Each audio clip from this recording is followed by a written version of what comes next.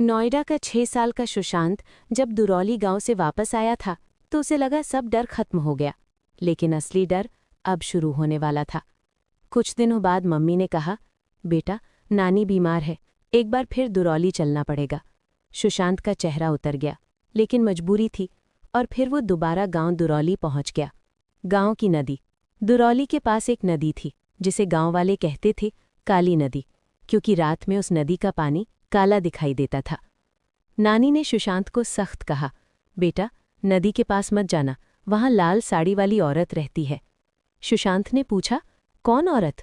नानी कांपते हुए बोली, वो चुड़ैल जो बच्चों को बुलाकर नदी में ले जाती है। रात 11:55।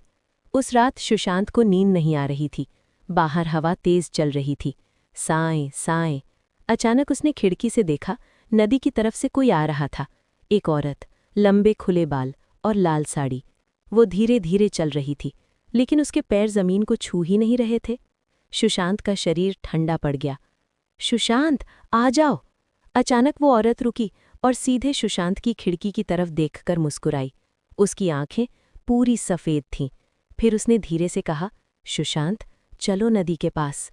सुशांत का दिल जोर जोर से धड़कने लगा। उसने तुरंत खिड़की बंद करनी चाही, लेकिन खिड़की अपने आप खुल गई और हवा के साथ लाल साड़ी का एक टुकड़ा अंदर उड़कर आया। वो कपड़ा सुशांत की गर्दन पर लिपट गया और सुशांत के पैर अपने आप चलने लगे नदी की तरफ। सुशांत बिना रुए बिना बोले, जैसे किसी के वश में हो, धीरे धीरे नदी की तरफ पहुंच गया। चारों तरफ सन्नाटा था और नदी के किनारे वो लाल साड़ी वाली औरत खड़ी थी। उसने सुशांत का हाथ पकड़ा। उसका हाथ बर्फ जैसा ठंडा था और बोली, देखो पानी में। सुशांत ने कांपते हुए पानी में झांका। पानी में डरावना सच। पानी में सुशांत का चेहरा नहीं था। पानी में दिख रहा था एक बच्चा जो डूब रहा था, और वो बच्चा सुशांत जैसा ही था। वो बच्चा रोते हुए बोला, मुझे बचा लो। सुशांत पीछे हट गया, लेकिन चुड़ैल ने उसकी ठुड्डी पकड़कर कहा, अब तुम्हारी बारी है, और उसने सुशांत को नदी में धक्का दे दिया।